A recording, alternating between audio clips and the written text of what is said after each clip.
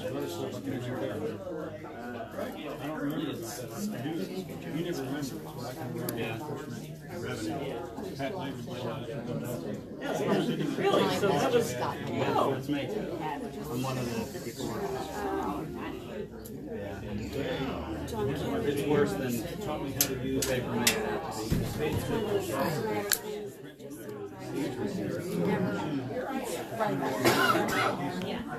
No, August. I have to race. Long before it happened. I interviewed yesterday and they offered me I've got at least one offer. I didn't accept it. Another shirt. I'm pretty sure offer it. I want it. Okay, well, we gave her one. It'll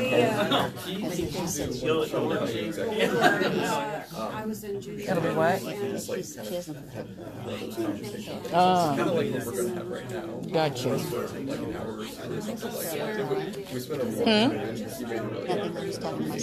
Well, at least we're getting a better crowd tonight than we got with Arden. I felt bad for him.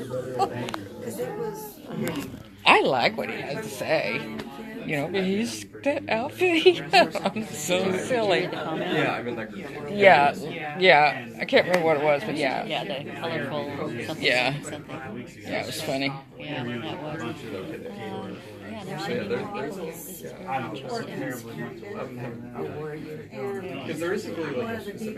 Well, it just started the live feed and said, come on down, so maybe we'll get a few more stragglers. Good evening. Good evening. Hello. Hello. It's just kind of great to be a teacher, isn't it? I'm a retired teacher, and I loved it. You know, that whole idea of getting the class together. There are lots of teachers in the room, so we just are kind of cut and dry. I spent a lot of time in the club room. I spent a lot of time in the office. Well, you might have been in my office for So tonight is our third community conversation, and this evening we have our very own Senator Laura Kelly from Topeka, and she is the only, I shouldn't say that, only woman candidate running for governor, and we're excited to have her here, and the floor is yours. Floor is mine, all right.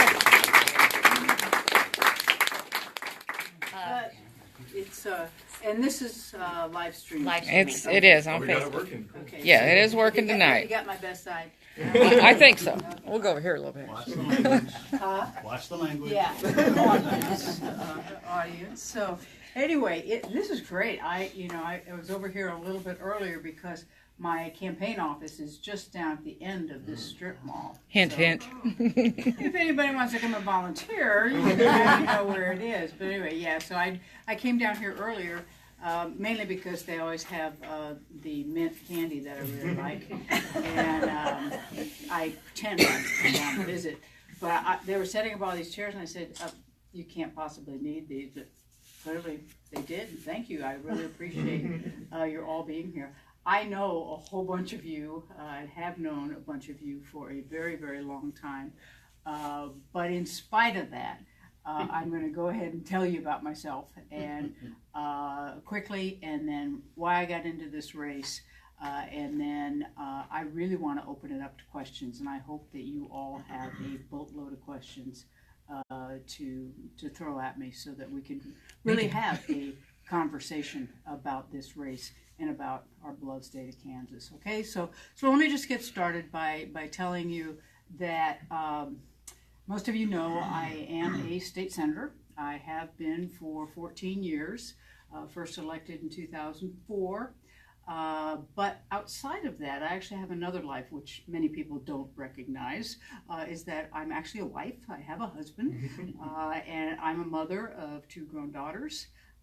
And I'm also a very proud daughter of a military man. I was raised in the Army.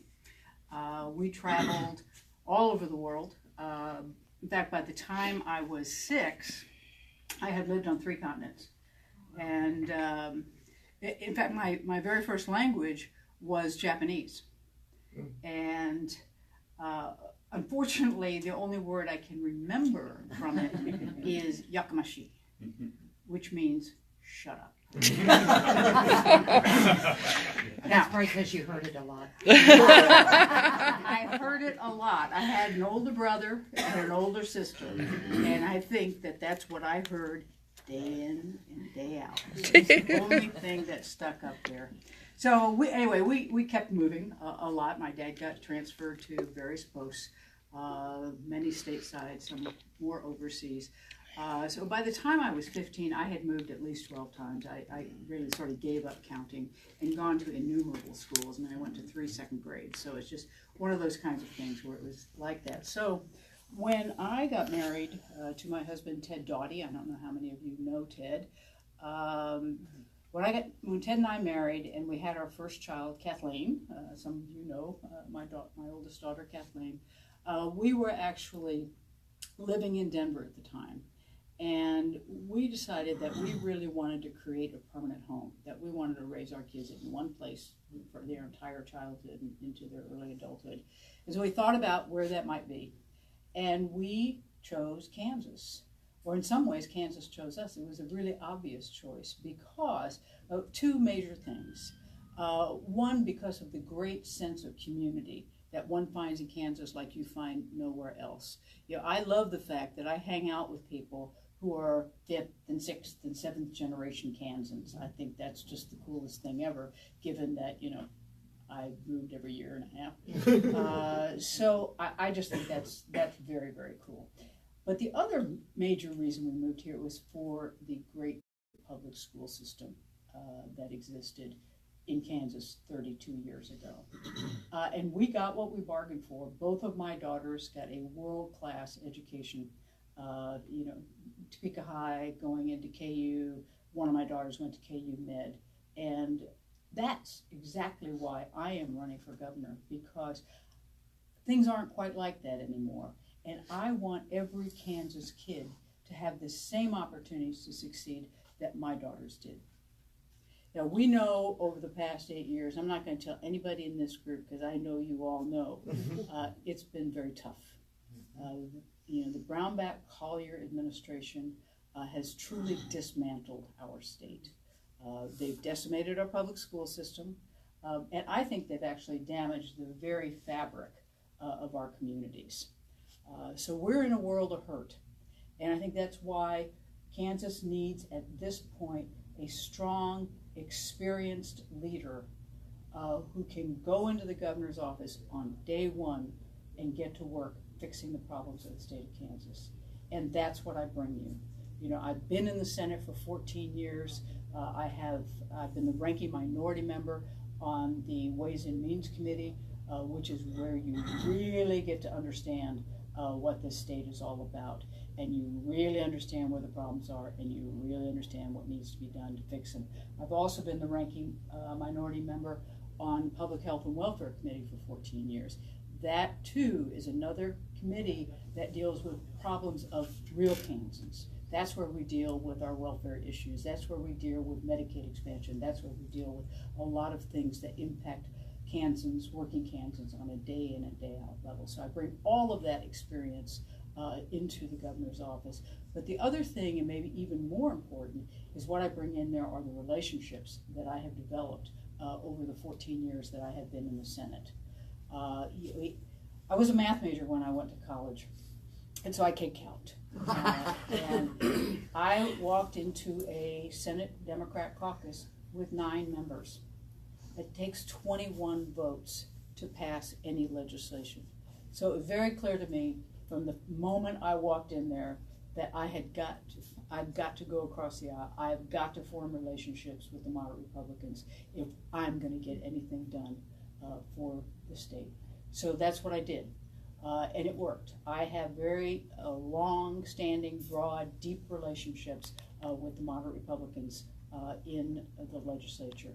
Now, there were more there when I got there. We all remember what Mr. Brownback did in 2012 when he primaried a lot of those really fantastic folks, and he was quite successful. We were left with 2. two moderate Republicans for those 4 dark years. Vicki Schmidt being one of them, and many of you know and love Vicki Schmidt. So Vicki was one, and Carolyn McGinn from down in the Sedgwick area. Those are the 2 we could count on all the time, moderate Republicans who were left. So we went through those 4 dark years where my job was no longer to go across the aisle. You know, they had put the wall up. You know, they had no interest in talking with the Democrat and often with a woman. So instead of being the collaborator and the consensus builder, I really became the pull the curtain back on them and expose them for what they were doing, calling them out for what they were doing when they did that reckless tax cut in 2012 and 2013, when they decimated our foster care system, when they've destroyed our Department of Revenue through privatization, same with corrections, same with mental health. I mean, the list goes on and on and on.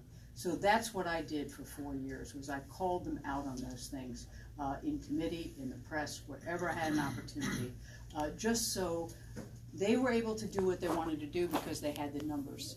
But I didn't want the people of Kansas to be fooled about what was going on and to believe the spin that was coming out of the Capitol. So that's what I did.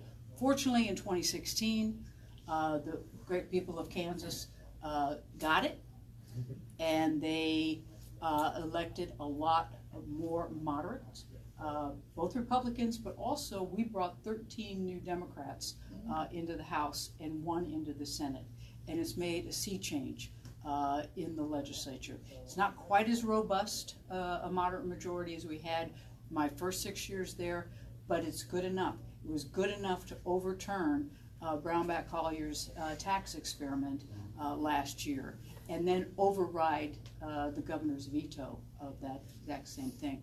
It was good enough to pass Medicaid expansion last year. Unfortunately, it wasn't quite good enough to override Sam Brownback's veto of Medicaid expansion.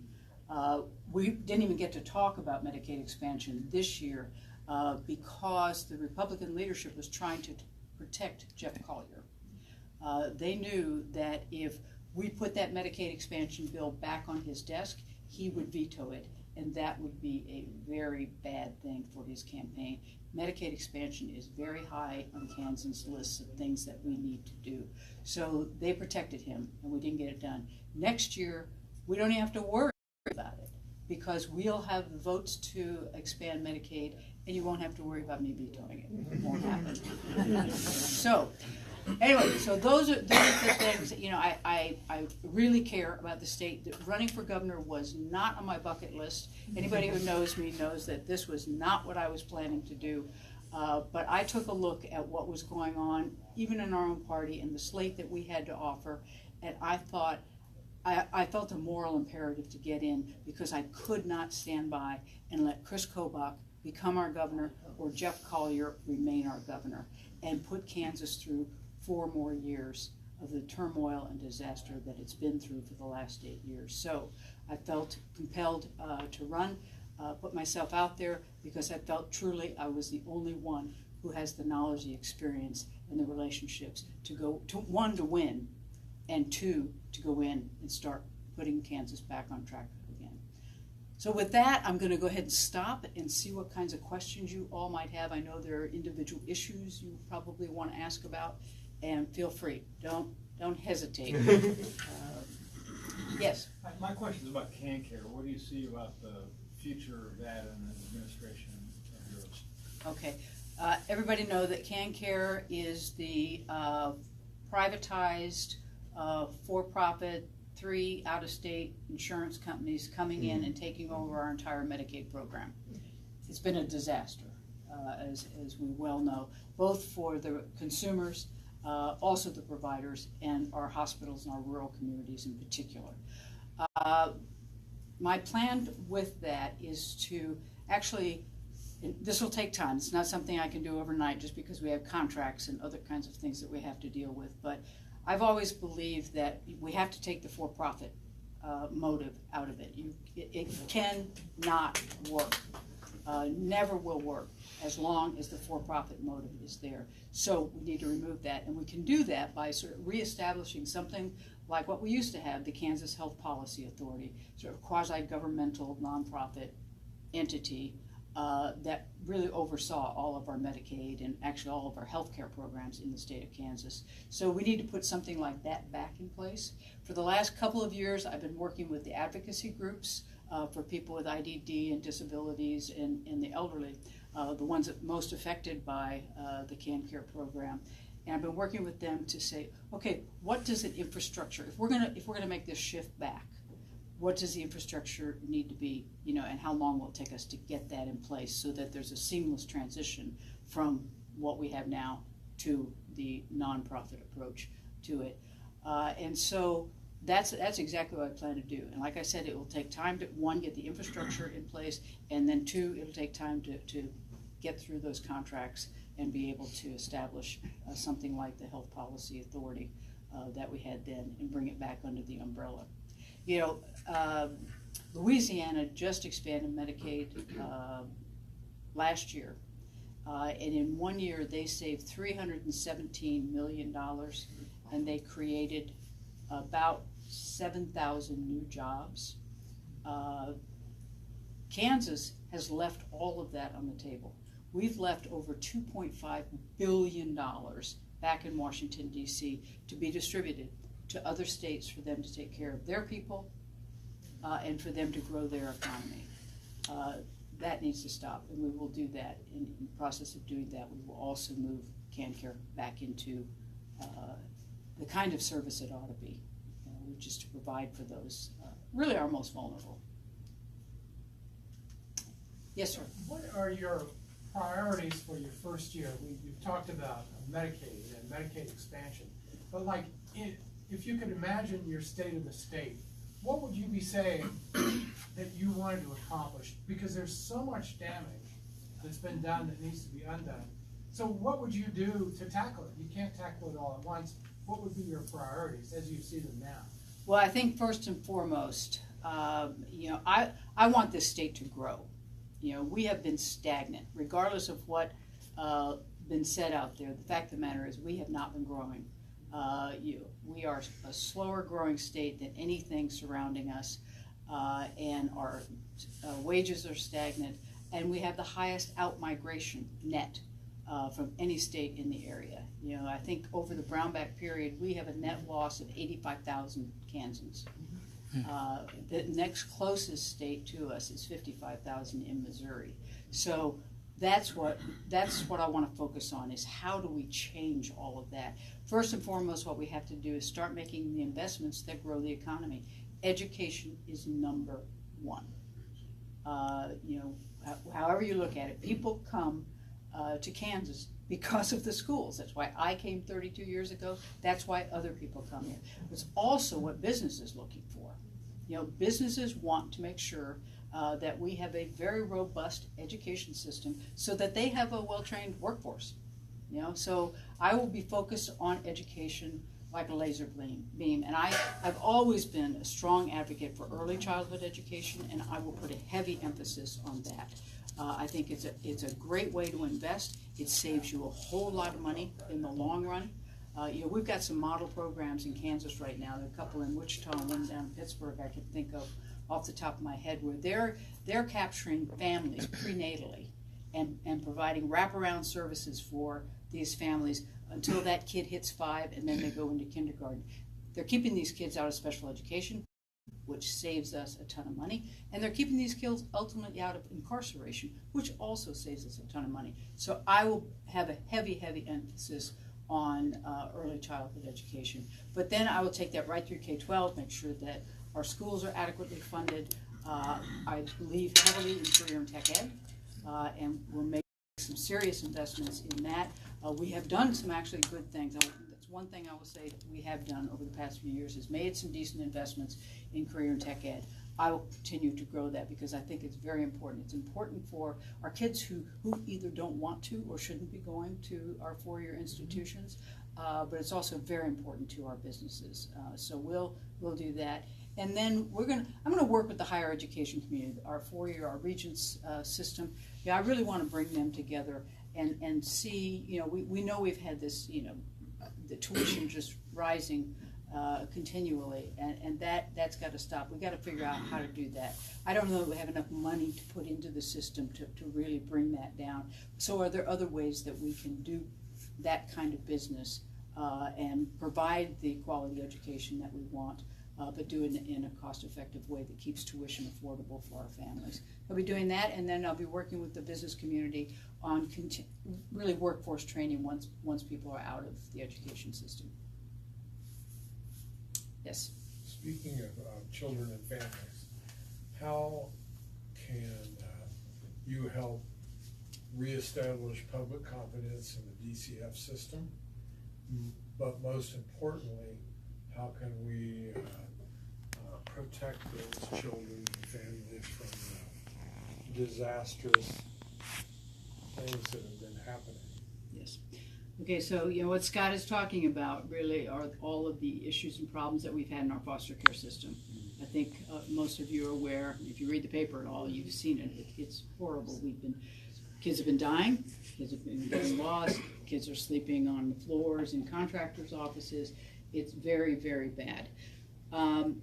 Scott, there are a few things that we need to do, and one is that we need to reestablish our safety nets.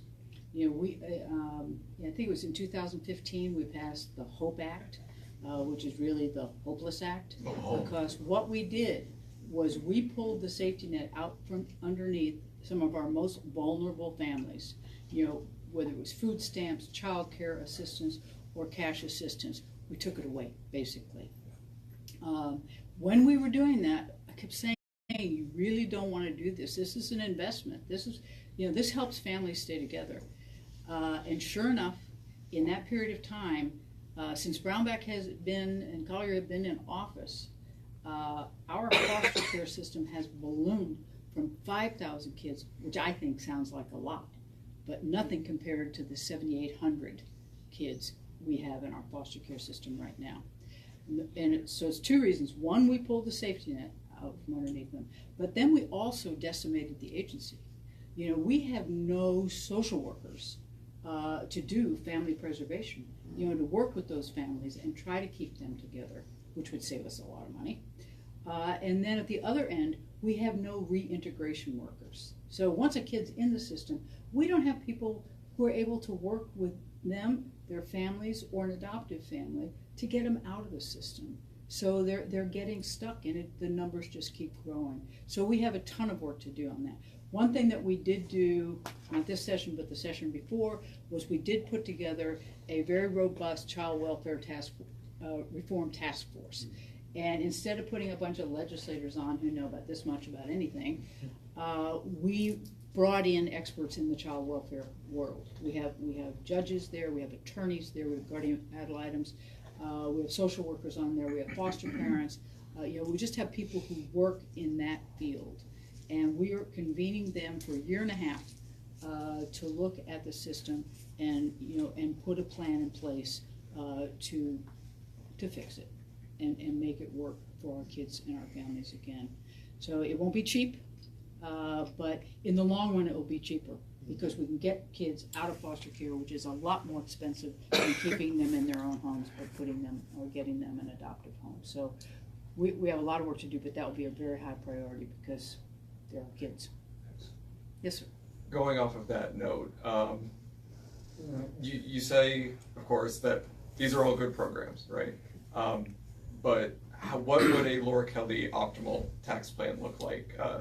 What is your base of taxes? What it needs to go up, what needs to go down, that kind of thing. Well, so everybody hear the question, what would a Laura Kelly tax plan look like? First, I will tell you right now, I would do nothing. And I would do nothing because we don't really have a good grasp on what our situation is. We made significant changes last year when we basically restored the Brownback-Collier tax plan. we're not sure the implications of that. You know, the revenues have been coming in over estimates each and every month. Sometimes that's not hard when you lower the bar that far, but we don't have a really good, clear idea of what the implications of that are. And then we have to add in what we did at the federal level, or what was done at the federal level, because that's also impacting Kansans. So, you know, we need to wait until that dust settles before we can really decide what we need to do. I can tell you though that I will be putting together a tax commission, or you know, whatever we decide to call it, to look at our tax structure, because we are way out of whack. Right now, Kansas has the highest sales tax on food in the country. You know, Mississippi has a higher state sales tax. They're at 7%. But Mississippi doesn't allow local units of government, by and large, to levy sales tax. So that's what people pay in Mississippi. Some places here in Shawnee County, it's over 10%. And so that's insane. And that has got to change. But the other thing that we have is really high property taxes. No kidding. Yes, they are. And so, you know, we're hurting both. You know, I mean, the sales tax is very regressive and really hurts the poorest of our people. Our property taxes, the biggest impact they have is on our elderly, you know, who have paid off their homes and are getting priced out of their homes because of the property taxes. You know, when Brownback and Collier were you know, touting their tax cuts back in 2012, I used to run around with two pieces of paper. One was a graph that showed exactly what that tax cut was going to do, and it was this red line that was just practically going straight down as a cliff. And sure enough, that's exactly what happened. You know, first year we're down $700 million in revenue, 1 year. That was more in revenue shortfalls than we saw during the entire Great Recession. So just 1 year. So, but then the other one I used to go around with was in the New York Times on Sunday mornings. They have a feature where they have 3 different properties in 3 different states, and they talk about, you know, price per square foot and this, that, and the other thing. Well, the day that I cut it out, this was a $5 million property, but much like my house, and so I cut it out because what it showed was the disparity in property taxes, and really pointed out, you know, we didn't know what we thought we knew, because here on this $5 million property, you had a property in Boston, Massachusetts, and they're paying $33,000 a year on that property. Same property price in Laguna Beach was $55,000. That sounds like a lot, but go to Austin, Texas. You know, no income tax Texas. Watch out, Texas, here we come. $109,000. So I took that article down to legislative research, and I said, okay, so what would somebody in Sedgwick County pay on a $5 million property? And the answer was $73,000. So way above Massachusetts, way above California, and approaching Texas. So it's all out of balance. Those of you who've been around for a while might remember Bill Graves and his 3-legged stool. And I think that's sort of what we need to look for, is how do we get back to that, you know, 1/3 property tax, 1/3 income tax, 1/3 sales tax. You know, Kansas doesn't have, you know, all the oil in the world. We don't have all the tourism in the world. We have to balance it out through our tax structure. So we'll be looking at those kinds of things. And then there are some other things. You know, we've got sales tax exemptions coming out the wazoo. We need to look at internet sales tax, which, you know, is really hurting our local businesses. So we have some things like that to look at, a whole bunch of stuff. So nothing right now, but put something in place that will set up a path to a saner, sustainable tax structure for our state. Yes, ma'am. What will you do, or what can we do to keep our kids in school safe? No, feds aren't going to do anything about guns. Well, we're not going to arm teachers. Thank you. Thank you. Okay. Here's what I'm planning to do. One, I want to preface this with saying I do support Second Amendment rights. I believe it's okay for concealed carry. I believe it's okay to hunt. But the conversation has really switched over from those kinds of topics to the slaughter of our children and our teachers in the schools. So we have to do something different. 2 years ago, I did vote to ban campus carry. So we couldn't take guns on.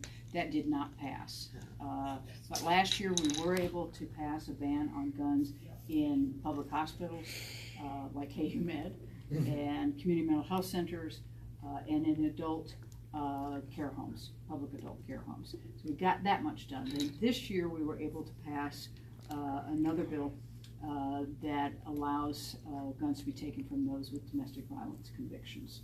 So there's progress. We also had a whole lot of amendments that I voted for on bump stocks, 3-day waiting period, comprehensive background checks, no loopholes, and then we did the campus carry ban again, and we should have, but we never got to discuss the red flag bill, which is the ability of law enforcement to take guns from those thought to be a danger to themselves or others temporarily.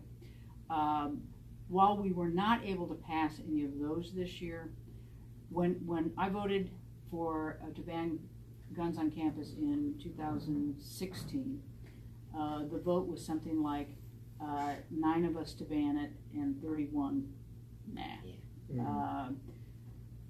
This year it was a 20-20 tie. So super progress. It dies on a tie, unfortunately, but it was 20-20. So we're getting much closer. So what I'm planning to do as governor is, and this will be very early on, is convene the stakeholders here: law enforcement, mental health, public health, educators, parents, and students, and bring them together, and together we will craft a gun sense policy, comprehensive gun sense policy for the state of Kansas. And then I will use the bully pulpit and powers of the governor's office to try to shepherd that through the legislature. Will I get everything I want? No, but we can make this better, and we can make our schools safer. Has anything at all been done during Ron Collier's administration toward school safety from guns? They would tell you yes, that we just put $5 million into school safety in the budget, meant mostly for alarms and security and those kinds of things. In terms of making it harder for people who shouldn't have guns to get guns, no, absolutely nothing. Au contraire. Okay. So Did you have one, Nathan? Let him go first. Okay, you go. So you talked earlier about internet sales tax and bouncing off of that. Net neutrality has been a big issue for a lot of people over the past year or two. Of course, you probably heard of Ajit Pai from Kansas, go figure. So I think it was California, I might be making this up, did pass a net neutrality bill. I think they did. Yeah. So do you see something like that happening in Kansas to support net neutrality on the state level? Well, I would certainly support that. I would really like Congress to do their duty and just get it done. There are just certain things that need to be done at the federal level. It's very hard to do all that kind of stuff at the state level. The internet doesn't know state boundaries, and so that really is something that needs to be done. And I think that's the other thing that I plan to do as governor. Is to be a lot more vocal and a lot more demanding of our congressional delegation. They're back in Washington getting away with Yes, they are. things that don't help Kansas. I mean, what have we heard on tariffs? What have We're nothing? killing Kansas. We have heard nothing out of the governor's office related to tariffs. I mean, I think he sent Trump a thank you note or something. I can't remember what it was, but when I was just driving back over here tonight, you know, there were farmers on there from Iowa, you know, talking about those tariffs and what it was gonna do. These were pig farmers in particular, but you could look at corn, you could look at soybeans. So what it's gonna do to our farmers, and where's our voice? You know, there's nobody speaking up in Washington for them. So there will be things like that, whereas, you know, this is not good for Kansas, and we need to put fire under the feet of our congressional delegation and hold them accountable for acting on behalf of Kansans. Because they get way out there in Washington, and sometimes they forget who they're But how do really- you who make they're- that happen? I make calls after calls. They're not listening. Well, it'll be a little Vote 'em different. I mean, the governor's office has a bigger microphone, and you can a megaphone even, and that's how you do that. And you know, I mean, we can, you know, I can do that old outing them. You know, I mean, I'm not afraid to do that. You know, to call our congressional delegation out if they are not acting in the best interests of Kansans. And I'm glad to. I've been doing that for 4 years with Brownback and Collier. I'm glad to do that. Though I'm hoping that we'll have some better congressional people when we get there too. Keep making those calls for Paul. So, anyway, you know, so hopefully we won't have to. We'll have some people back there who can just go down the hall, you know, and tell the others to get with it. But if they don't, or they need me, I will be there. I will speak very loudly. Ethel. Oh, I'll get you next. Sorry. Nathan. This is more of a general philosophical question, I guess. You talked about the 2020 tie on the gun bill. We talked about not being able to override the veto on the Medicaid expansion bill. Kansas Democrats right now have no statewide elected officials, 9, which is less than 25% of the 40 members of the Senate, 40 of 125 in the House. What can the Laura Kelly campaign do to not just elect a Democratic governor, but to make the Democratic Party in the state, you know, from east to west, a more competitive entity going forward, so that we don't have to have these 2020 votes and not be able to override them? So how can we elect more Democrats? How can we elect more Basically what you want to know. As the leader of the You party. know, you actually, even during this campaign, I was just down in Pittsburgh, Kansas, and that's the only place that we have a contested Senate seat. You know, the senator who was there was appointed state treasurer by Brownback, and so then the precinct people picked somebody to come in. He needs to go. We need to make his tenure very short. We have a great candidate down there, and I was just with him at the Crawford County event Sunday night, and I've talked with him, and I just tell him, give me your stuff. So when I'm going around and I'm in his district, you know, I can talk him up, and I will do things like that for any Democrat, you know, who's running when it's possible for me to do so. Then just last night I was in Overland Park, and there were a number of young elected officials. You know, somebody on the Johnson County Community College trustees, a young woman there, and then there was a young woman who had been elected to city council, and then there were a couple of others. And what I talked to them about is, you know, once I get through this race, I don't have a lot of time right now, but once I get through this and we start into the administration, one of the things I really want to do is work with the party to regularly convene these people and do training and do motivation and do networking and whatnot, so that we keep these young folks engaged in the party and provide them whatever support and tools we can so that they can continue down the path. I think we've got to build a bench. You know, we have been without a bench for a very long time, and it has hurt us immensely. And we need to take a page out of the Republican playbook, which is to go after school board, you know, go after city council, go after township districts. But get your people in there, get them started, and then we need to nurture them and make sure that we provide the supports. And then the other thing I am planning to do within, the administration is make sure that when there are really, really bright young people who have something to offer and are skilled and talented, to make sure we bring them into the administration and provide opportunities for them to network, make connections and whatnot, so that we have a much more robust bench in 2 years. Ethel? What about the water situation in Kansas? What would your plan be for that? Steal it from Colorado? Besides that. Okay, all right. I sort of look at the water plan like I do the highway plan. That water's not something you can talk about today and forget about tomorrow. It's something that there has to be a very long range plan, probably even more so than even the highway plan. So, I know that Brownback brought together some folks over the past couple of years, and they've actually developed a 50-year water plan.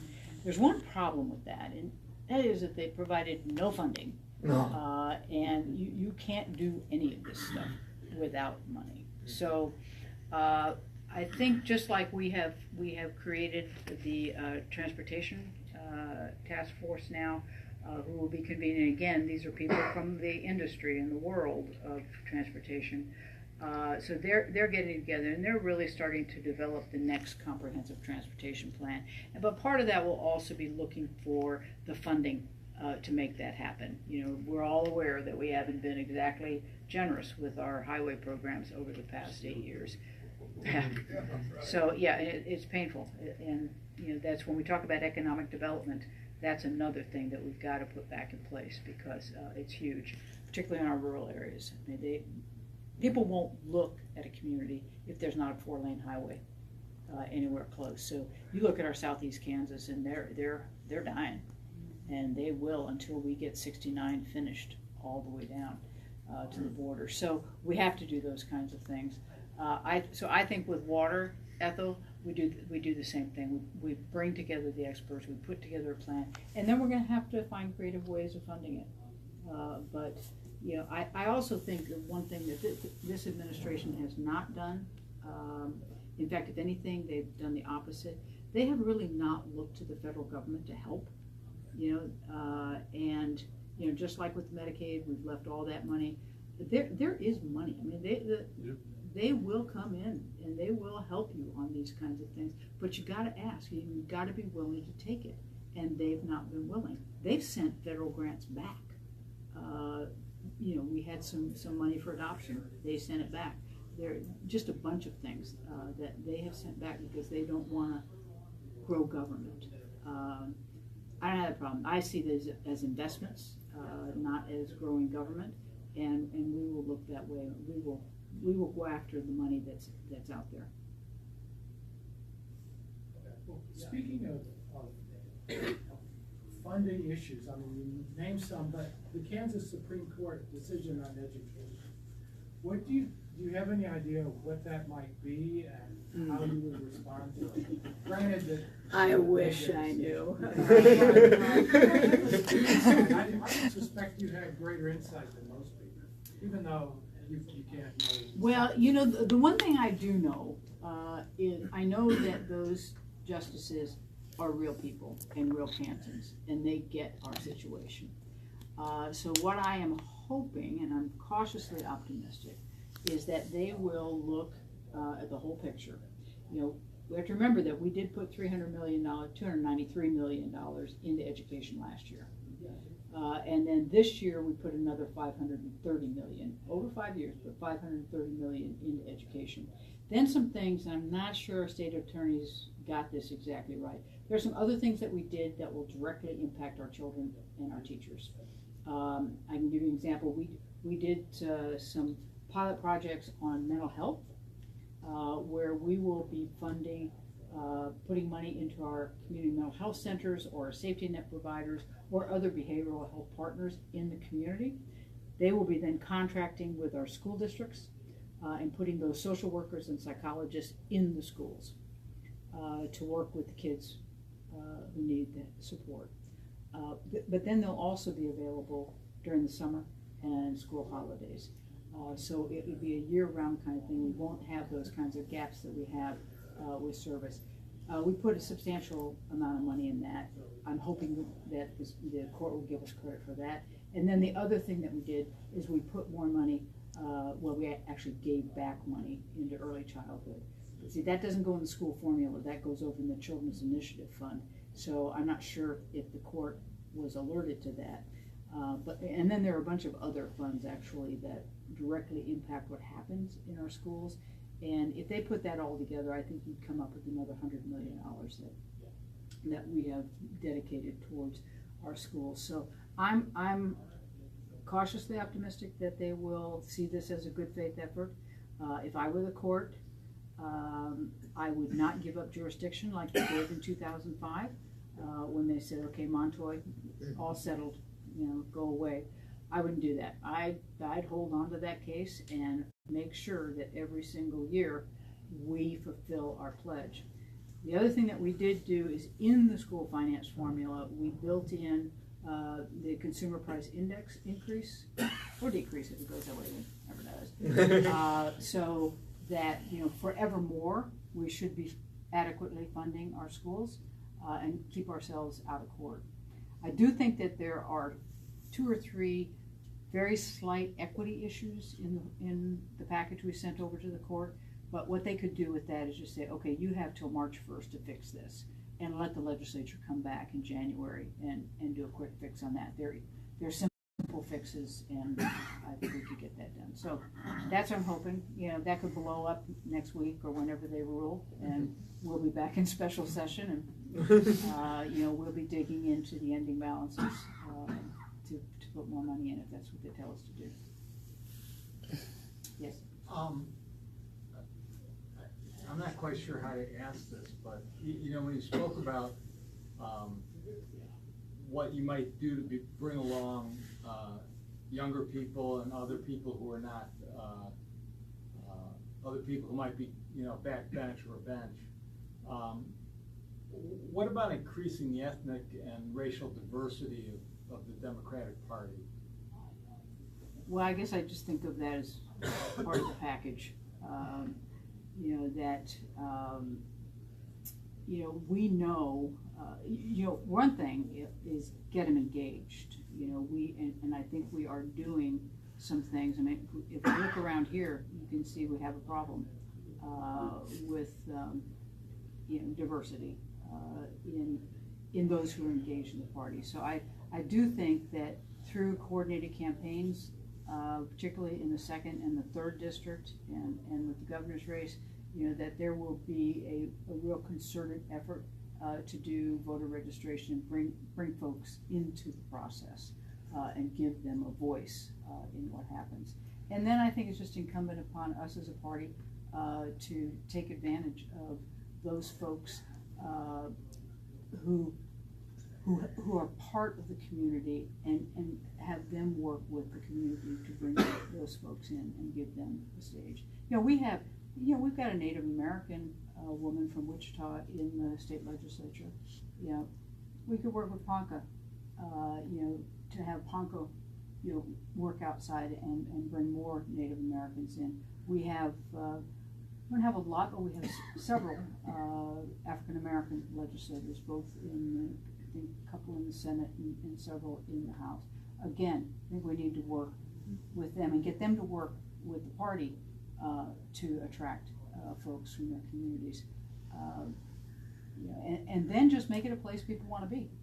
I mean, if I may, will you be speaking to like at the Juneteenth celebration, or I don't know if it's even appropriate. Well, I'm down at Missionary Baptist at Capitol Plaza, which I believe is a conglomeration of African American churches. And I'll be down there just in the next few days. So yes, we'll be doing that. We also will be going to a number of Latino groups. So yeah, whenever the opportunity, tribes, whenever the opportunity presents or we make it happen, we'll be there. And I'll make that invitation. You know, I'll make that ask that they get engaged, because it's important. You know, we probably would have the governor of our choice running again, Paul Davis, if there had been more engagement in 2014. You know, we just couldn't get Wyandotte County to turn out, and that's a heavily African American community. We need to make sure that doesn't happen again. And we also need to take advantage of the thousands of Latinos, in particular other ethnic groups also in our Southwest region. We just, you know, there have been attempts, but it's always been sort of a start and stop kind of stuff. You know, it's not constant. We need to make sure that that's something that's just routine, not election based. Ethel. As governor, would you have the opportunity to change what happened with classified and unclassified? Yes. Okay, so what Ethel's talking about is the basically the dismantlement of the civil service protection programs. I think that there are some things that I will be able to do by executive order. There will be other things that will have to have legislative action. Took legislative action to undo it, so we'll have to do that. I can guarantee you, though, that one of the things I will do is not bribe, blackmail employees to give up their protections so that they could get a pittance of a pay raise. I will not do that. I also, one of the first things I will do is reinstate Sebelius's ban on discrimination for LGBT.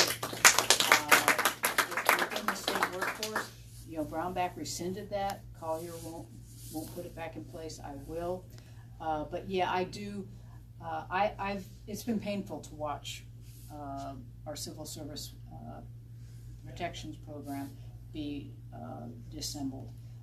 You know, those were put into place years and years ago for very good reason. Yeah, I mean, there was a lot of corruption, there was a lot of patronage, there was a lot of things going on that were not right and not in the best interests of your taxpayer. So we put those protections in, and by and large, they work. And so, yeah, we need to reinstate them, and I really do need to do a lot more research on what it is I'll be able to do, just executive order-wise, and what it is I'll need to work with the legislature. But I think we've got a very different legislature, you know, and let's keep that up. Let's not let us go back. You know, they've been, for instance, very much more pro-teacher than the dark years. And I think we can translate that into state employees too. And so I think we'll be able to get some things done. But yeah, I think it's imperative that we get that done. Barbara? Before Brownback, you know what the percent of the state employees were that were classified versus patronage, and what that figure is now? You know, I don't have the exact figures on that, but it has. But the shift has been just radical. I mean, there have been whole agencies that, you know, have essentially gone to fire at will, and they have. So that's one of the things we just need to get back in there. We also need to reestablish the pay plan. You know, we put a pay plan into place back in 2007. We spent a bunch of money on the Hayes study that looked at all of our under market pay and this, that, and the other thing, and established a 5-year plan, I think, to raise people up to market and, you know, make us more competitive. We're losing people. I mean, you couldn't keep an engineer in KDOT. So we had that in place. Again, it became a victim of first the recession, but then after that, when we were coming out of the recession, the tax cuts, where we're just not able to go back and do anything about that. So we need to make sure that we redo that, because again, particularly with no pay raises for 10 years, things have gotten really out of whack and unfair. Because at the same time we haven't been given pay raises, we've been raising their insurance costs quite significantly, and then we raise the amount of money that we expect them to contribute to capers while we're not doing our share. So lots and lots of things. State employees will be valued again, and they'll also be qualified. That will be the other thing I will do, is that we will find good qualified people to run our state agencies, who have the right motivation, who will then be able to hire underneath them people who can actually do the jobs that are supposed to be done. And we will look at all the contracts. There's been a lot of, you've probably been reading about the no bid contracts that have gone out, I don't know, thousands? Oh, yeah, there was, I think, 1,000, at least 1,000. Yeah, at least 1,000 of these things, which were all done behind closed doors and are not in the best interest of Kansas and end up costing us more money and then costing many of our people their jobs. So we're going to review every single one of those, and wherever it's possible, we're going to get out of them and put back in place qualified state employees to do the jobs that they had to teach these people how to do anyway. Go ahead. I have another question. We have a lot of people in both parties running for governor. How is what percent of the vote does the winner have to get in the primary? Well, I think it's going to depend. I mean, the Republicans have a bigger field, so it's going to take a lower percentage to win. I mean, that's why you need to be terribly concerned that Kobach's likely to come out of that, just because he clearly is appealing to his base, and that may be all he needs to get through a primary. It won't be anywhere near 50%, probably more like 28, 30. So it's the person that has the highest percent? Yes. Yeah, you don't have to. We're not like other states where you've got to get to the 50% threshold or you're in a runoff. No, ours is just whoever got the highest percentage. So it won't take that much. I think on the Democrat side it'll be a bit more robust, just because I think that there are just fewer of us who are running, and clearly I'm going to knock socks off everybody. So clearly. So, okay, who has not? You have not asked a question. Mine has to do with what's going on at the national level a little bit here. Sneaky, slimy Paul Ryan has been really busy, and tonight at 9 o'clock, I believe they're having a vote that effectively guts Medicare. I believe it's by $800 million.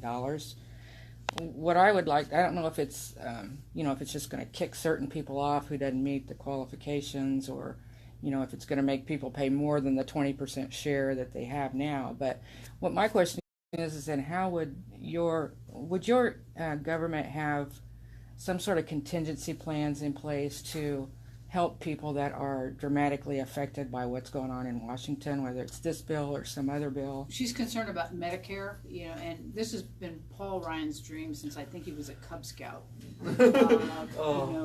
Was to basically get rid of it, or private, Medicare, get rid of any of our welfare programs, get rid of Social Security.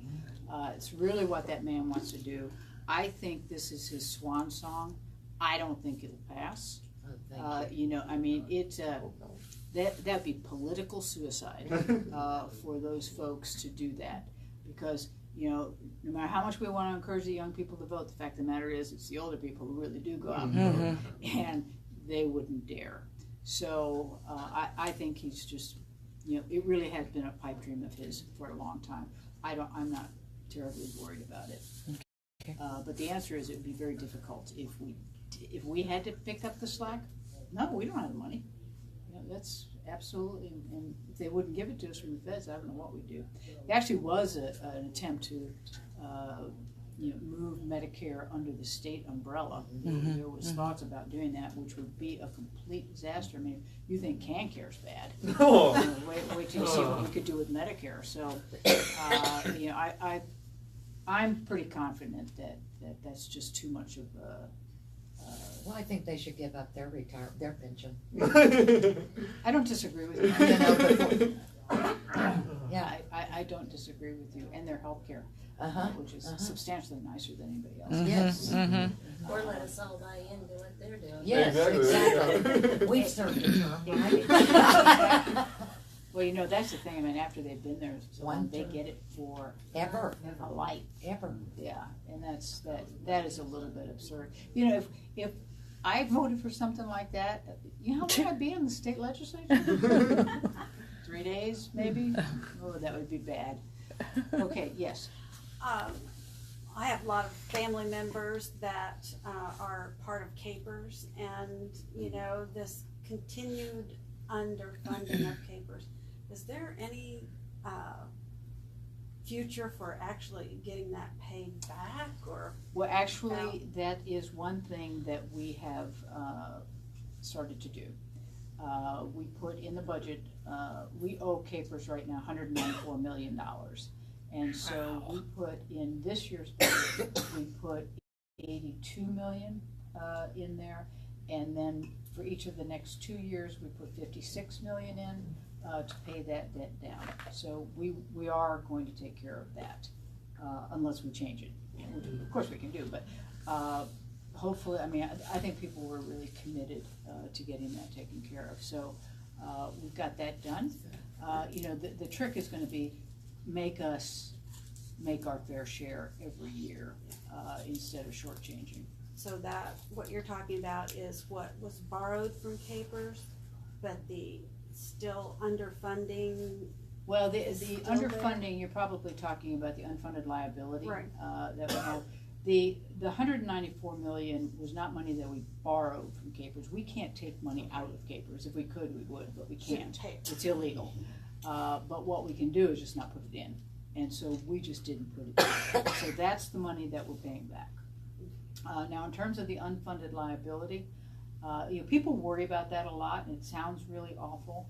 But I spent months on the Capers commission when we were looking at all these kinds of things. And really, what we need to do is to get ourselves to about 60% and over is safe zone. 80% is good. People very seldom ever get to 100%. So you're always going to have an unfunded liability, but that's okay. You can sustain that, and it can work. And you don't have to worry about getting your Capers when you retire. So it's always better to bring it down, and we are working, and there's a plan to get that down.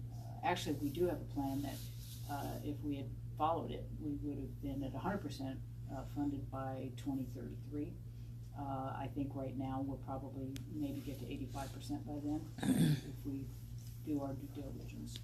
But I would not worry. I know people worry all the time about it. I really wouldn't. It's still very solvent.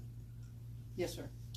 Will you join other Democratic governors in welcoming refugees to Kansas? I would be delighted to do that. You know, I think we might be doing some of that anyway, unbeknownst to certain people. But yeah, I mean, I want Kansas to be open and welcoming to all people. And if there are people in need and Kansas has something to offer, then we need to do that.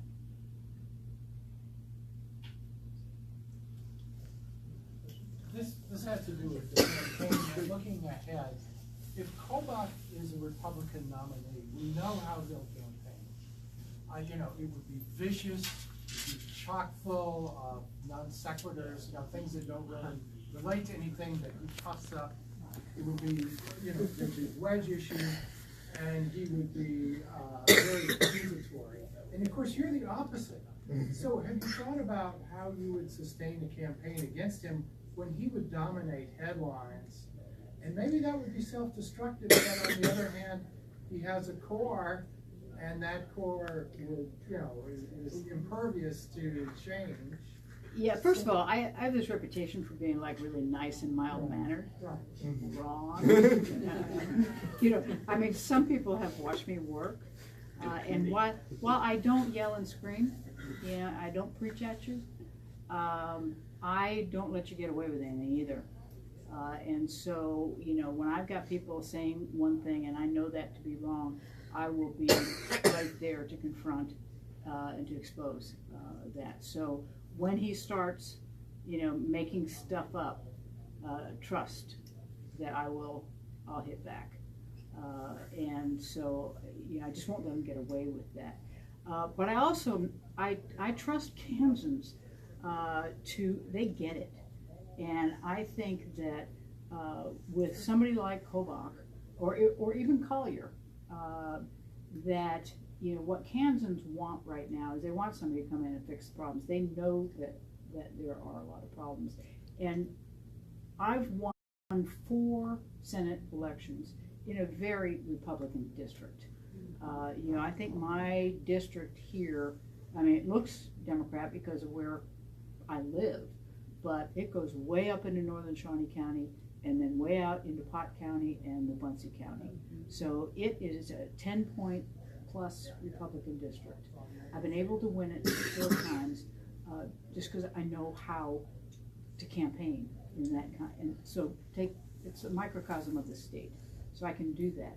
I also know that because of the relationships that I have built over the 14 years that I've been in the Senate, I am very confident that the moderate Republicans, if their choice is either Kobach or Collier or me, they're going to come vote for me because they know me, they trust me, and they're actually looking forward to my becoming governor and working with them to put our state back together again. So I'm not terribly concerned about that. And I think you let people like Kobach just self-implode.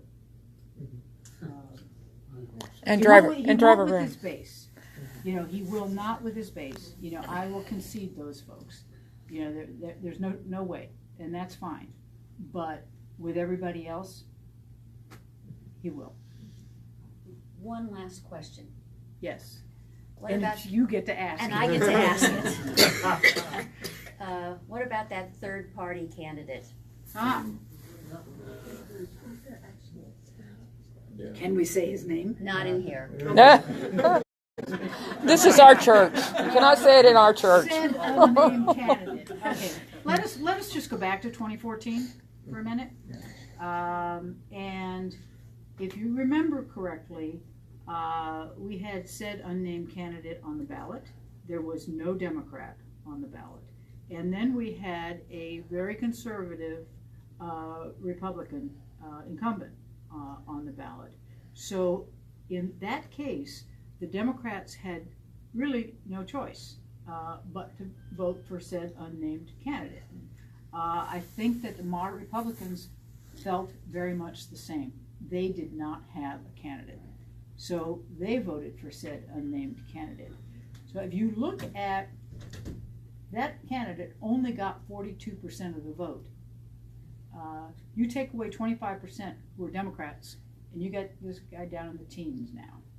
All right, and then you take the moderate Republicans who are going to vote for me, not for him, and you're going to put him so low, he may not even register on the radar system. So I think we calculated that before I got in. I don't like to do stuff I'm not going to win.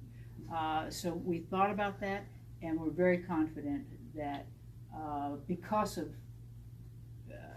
the way I've worked and the relationships that I have, that I would hope the Democrats will vote for whatever Democrats on the ticket, but let's let it be me.